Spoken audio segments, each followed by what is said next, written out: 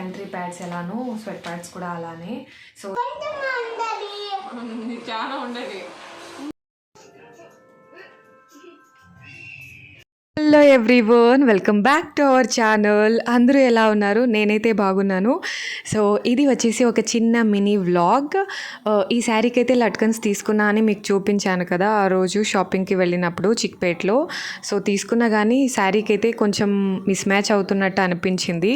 But ఇంక తీసుకున్నాను కదా, ఏం చేస్తాము, స్టిచ్ అయితే చేసేసుకుందామని పాత లట్కన్స్ అయితే రిమూవ్ చేసేస్తున్నా.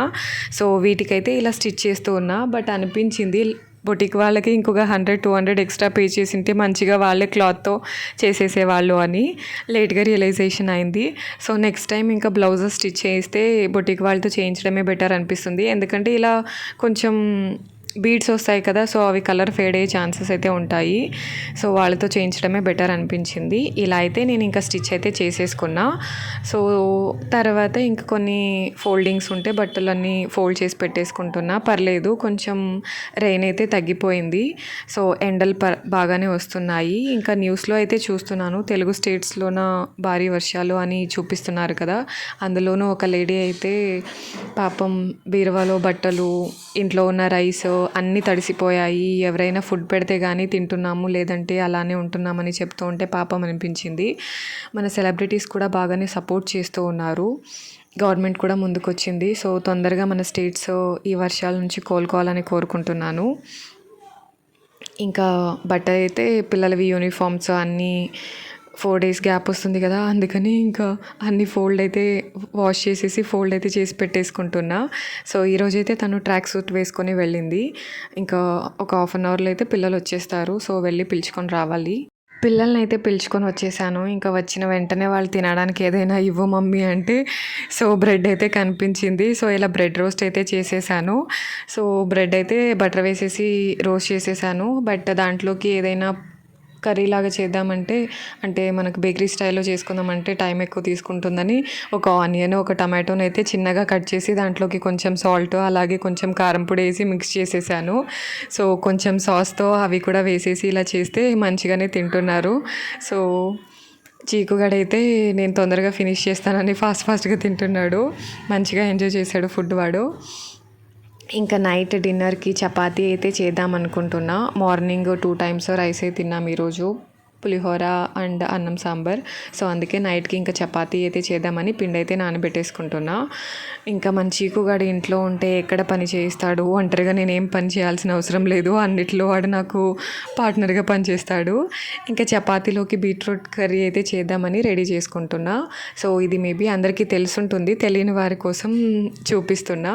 సో ఇలా అయితే స్టవ్ మీద ఒక వెజల్ పెట్టుకొని ఒక 3 tablespoons ఆఫ్ ఆయిల్ అయితే వేసేసుకుంటున్నా. ఆయిల్ వేడెక్కిన తర్వాత పోపు గినుసులు, అలాగే కరివేపాకు, ఒక ఎండుమిర్చి అయితే వేసేసుకుంటున్నా. సో ఆయిల్ బాగా వేడెక్కిన తర్వాత వీటిని వేసుకోవడమే. నాకేంటో స్పూన్తో అంటే గెంటతో మిక్స్ చేయడానికన్నా ఇలా తిప్పితే మంచిగా మిక్స్ అవుతాయి అనిపిస్తుంది. ఇంకా ఒక 2 పచ్చిమిర్చి, అలాగే ఒక 2 మీడియం సైజ్ ఆనియన్స్ అయితే చిన్నగా కట్ చేసుకొని వేసేసుకుంటున్నా. సో ఇది కొంచెం ఫ్రై అవ్వాలి. కొంచెం ఫ్రై చేసుకున్న తర్వాత ఒక tablespoon సాల్ట్ అయితే వేసుకుంటున్నా. సో మంచిగా మిక్స్ చేసుకుంటే తొందరగా బాయిల్ అయిపోతుంది, ఆనియన్స్ అనేది ఫ్రై అయిపోతాయి. తర్వాత ఇంకా బీట్రూట్ని అయితే ఇలా కట్ చేసుకొని వేసుకుంటారు కొందరు, బట్ అలా అయితే ఉడకడానికి చాలా టైం పడుతుంది. సో ఇలా తురుముకొని వేసుకుంటే ఈజీగా పిల్లలకి కూడా రోల్లా చేసి ఇవ్వడానికి కూడా బాగుంటుందని ఇలా తురుముకొని అయితే నేను వేసేసుకుంటున్నా. సో దీన్ని కూడా మంచిగా మిక్స్ చేసుకోవాలి మనము, అంటే ఆనియన్స్ అవన్నీ మిక్స్ అయ్యేలాగా కలుపుకోవాలి. సో దీంట్లోకి అయితే ఎవరు వేయరు అనుకుంటా, బట్ నేనైతే వేస్తాను. సో కొంచెం బెల్లం అయితే దంచుకొని ఇలా పౌడర్ లాగా చేసుకొని దాన్ని అయితే మిక్స్ చేసేసుకుంటున్నా. సో ఒకసారి మీరు కూడా ట్రై చేయండి, చాలా బాగా అనిపిస్తుంది. ఇంకా పిల్లలకి పెట్టే వాళ్ళైతే డెఫినెట్గా ఇది ట్రై చేయండి, పిల్లలు ఇష్టంగా తింటారు. అంటే ఎక్కువగా కారంగా, టేస్ట్ కొంచెం బాగుంటుంది బెల్లం వేసిన తర్వాత. మనం ఏవైనా షుగర్ ఐటమ్స్ చేస్తే మనము సాల్ట్ ఎలా వేస్తామో అలాగా కారం ఐటమ్స్ చేస్తే నేను కొంచెం బెల్లం కూడా వేస్తాను. సో ఇలా ఒక 5-10 మినిట్స్ ఉడకపెట్టుకుంటే కూర అయితే రెడీ అయిపోతుంది. ఇంక తర్వాత చపాతీలు అయితే కాల్చేసాను. పిల్లలు తింటారు కదా! సో తొందరగా పడుకోబెట్టేస్తే మార్నింగ్ లేచి రెడీ అవ్వడానికి సరిపోతుంది అని. ఇంకా తను పాప కూడా డ్యాన్స్ క్లాస్కి వెళ్ళింది. అమ్మ వాళ్ళు కూడా ఇంకా రాలేదు. సో వచ్చేలోపు చేసేద్దామని అయితే చేసేస్తున్నా.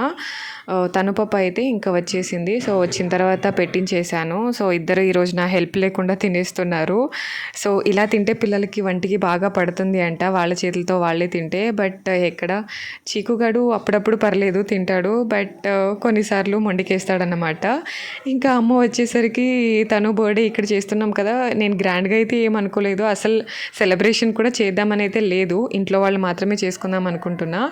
అమ్మ ఇంకా ఒట్టి చేతులతో ఎలా పంపిద్దాం పాపని అనేసి తనకి ఒక సిల్వర్ చైన్ అయితే తీసుకొచ్చింది.